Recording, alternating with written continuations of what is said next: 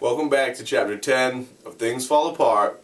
In this chapter you're going to see how the Igbo people of old settled disputes. It's essentially a court case about domestic violence, and it shows, among other things, how their society was very civilized in a lot of respects. So here we go with chapter 10. Large crowds began to gather on the village Elo as soon as the edge had worn off the sun's heat, and it was no longer painful on the body. Most communal ceremonies took place at that time of the day, so that even when it was said that a ceremony would begin after the midday meal, everyone understood that it would begin a long time later, when the sun's heat had softened. It was clear from the way the crowd stood or sat that the ceremony was for men. There were many women, but they looked on from the fringe like outsiders. And in their culture, women really are second-class citizens, which is kind of unfortunate. But Chinua Achebe wanted to depict the reality of the Igbo way of life, as opposed to something that was fantastical or a myth or something created. The titled men and elders sat on their stools waiting for the trials to begin. In front of them was a row of stools on which nobody sat. There were 9 of them. 2 little groups of people stood at a respectable distance beyond the stools. They faced the elders. There were 3 men in one group and 3 men and 1 woman in the other. The woman was Mbafo, and the 3 men were her brothers. In the other group were her husband, Uzowulu, and his relatives. Mbafo and her brothers were as still as statues into whose faces the artist has molded defiance. Uzowulu and his relative, on the other hand, were whispering together. It looked like whispering, but they were really talking at the top of their voices. Everybody in the crowd was talking. It was like the market. From a distance, the noise was a deep rumble carried by the wind. An iron gong sounded, setting up a wave of expectation in the crowd. Everyone looked in the direction of the Egwugwu house. Now remember, from before we started reading the novel, I explained that Egwugwu are people dressed like the ancestral spirits of the village. And so these would be village elders, and they put on those masks, and they wear those, like the raffia palm skirts. Those are those long kind of palm fronds that would be dry, and so they're dressed up basically like spirits. Gome, gome, gome, gome, went the gong, and a powerful flute blew a high-pitched blast. Then came the voices of the Egwugwu, guttural and awesome. The waves struck the women and children, and there was a backward stampede. But it was momentary. They were already far enough where they stood, and there was room for running away if any of the Egwugwu should go towards them. So they show their respect to these Egwugwu by acting like they're afraid of them, and the women probably are afraid of them, and they've been conditioned to fear them, so they will run away if the Egwugwu get near them, and that is just a show of their respect. The drum sounded again and the flute blew. The Egwugwu house was now a pandemonium of quavering voices. Aru oyim didididide filled the air as the spirits of the ancestors just emerged from the earth greeted themselves in their esoteric language.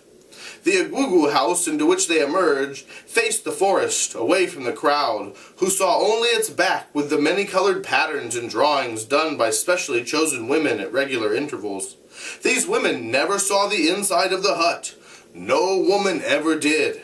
They scrubbed and painted the outside walls under the supervision of men. If they imagined what was inside, they kept their imagination to themselves.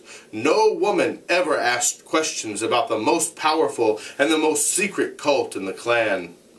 Aru oyem dededede flew around the dark, closed hut like tongues of fire. The ancestral spirits of the clan were abroad. The metal gong beat continuously now, and the flute, shrill and powerful, floated on the chaos. And then the Egwugwu appeared. The women and children set up a great shout and took to their heels. It was instinctive. A woman fled as soon as an Egwugwu came in sight, and when, as on that day, 9 of the greatest masked spirits in the clan came out together, it was a terrifying spectacle. Even Mbafo took to her heels and had to be restrained by her brothers. Each of the 9 Egwugwu represented a village of the clan. Their leader was called Evil Forest. Smoke poured out of his head. And so you can see that they take this custom very seriously. They have these outfits and these different costumes that they're wearing, and they can be pretty terrifying looking. The 9 villages of Umuafia had grown out of the 9 sons of the first father of the clan. Evil Forest represented the village of Umueru, or the children of Eru, who was the eldest of the 9 sons. "Umuafia Kwenu!" shouted the leading Egwugwu, pushing the air with his raffia arms. The elders of the clan replied, "Ya! Umuafia Kwenu! Ya! Umuafia Kwenu! Ya!" Evil Forest then thrust the pointed end of his rattling staff into the earth, and it began to shake and rattle like something agitating with a metallic life. He took the first of the empty stools, and the 8 other Egwugwu began to sit in order of seniority after him. Okonkwo's wives, perhaps other women as well, might have noticed that the second Egwugwu had the springy walk of Okonkwo, and they might also have noticed that Okonkwo was not among the titled men and elders who sat behind the row of Egwugwu. But if they thought these things, they kept them within themselves. The Egwugwu, with a springy walk, was one of the dead fathers of the clan. He looked terrible with a smoked raffia body, a huge wooden face painted white except for the round hollow eyes, and the charred teeth that were as big as a man's fingers. On his head were 2 powerful horns. So we know that Okonkwo is one of these Egwugwu, and it makes sense because Okonkwo is one of the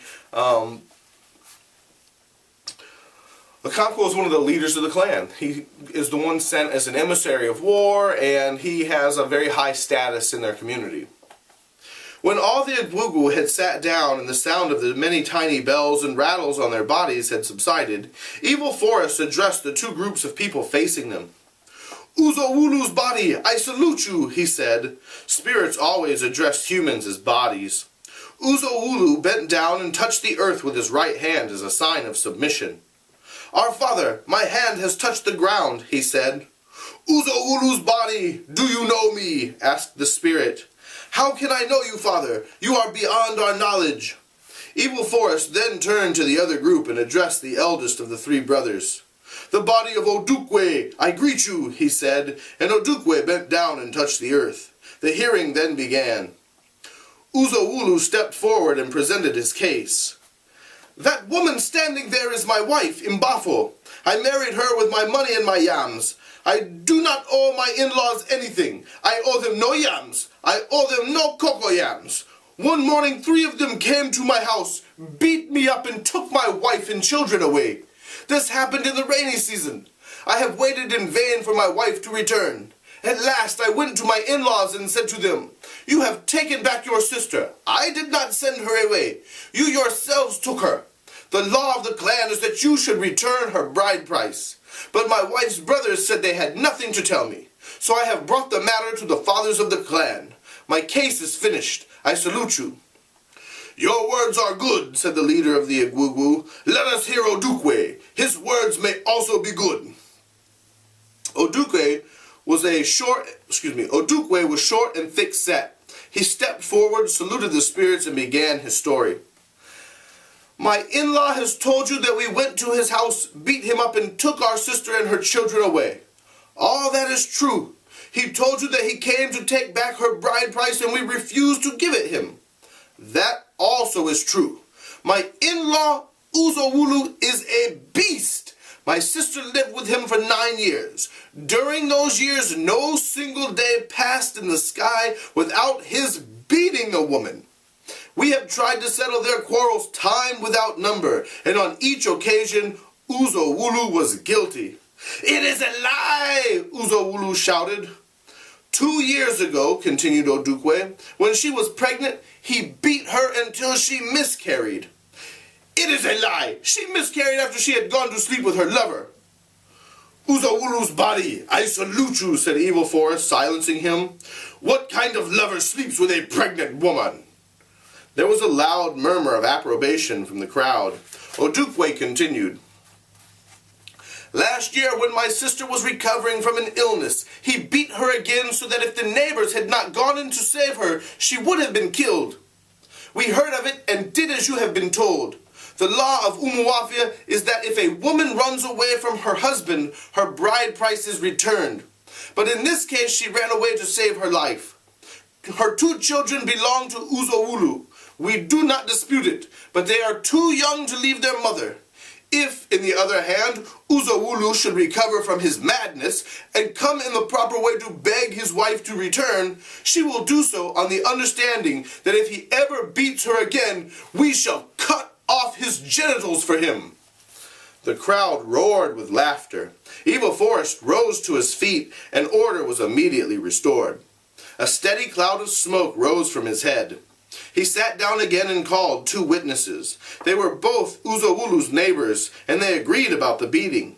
Evil Forest then stood up, pulled out his staff, and thrust it into the earth again. He ran a few steps in the direction of the women. They all fled in terror, only to return to their places almost immediately. The 9 Egwugwu then went away to consult together in their house. So this is definitely like a court case, and they're like the judge and the jury, so they go to deliberate back in their Egwugwu house. They were silent for a long time. Then the metal gong sounded and the flute was blown.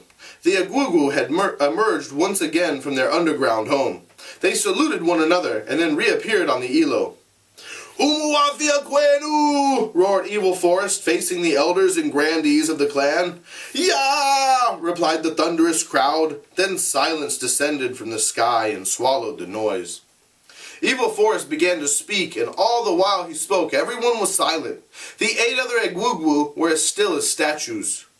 "We have heard both sides of the case," said Evil Forest.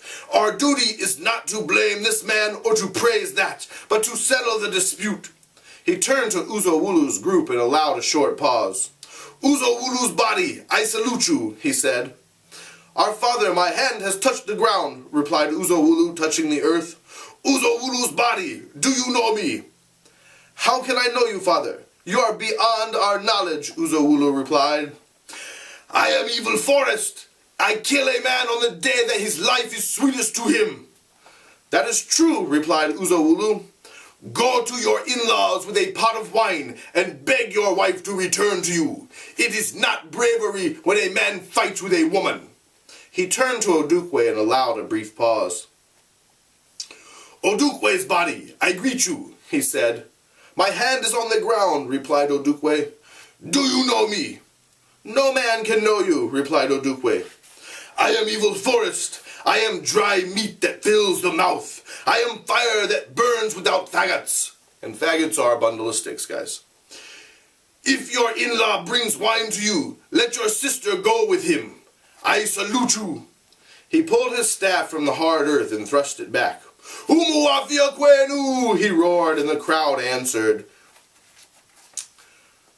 "I don't know why such a trifle should come before the Egwugwu," said one elder to the other. "Don't you know what kind of man Uzowulu is? He will not listen to any other decision," replied the other. As they spoke, 2 other groups of people had replaced the first before the Egwugwu, and a great land case began. So Chebe shows you a couple of things there. He shows you that they have a court system, that they are not just savages or animals in the jungle, that they have a very sophisticated way of dealing with their problems. It also shows you that there are different opinions about the way that men treat women in the society and what's acceptable. Some men think that beating a woman is not a big deal, and that's okay to do, and they shouldn't be bothering the Egwugwu with that kind of case. But clearly the Egwugwu have said it is not bravery when a man fights with a woman. So it's letting you know that maybe their culture is evolving and changing at this very moment even. It certainly makes you think about Okonkwo and his behavior and how that might relate to the current times and values that the Egwugwu were expressing. So that's it for Chapter 10. Next time we're going to get into Chapter 11.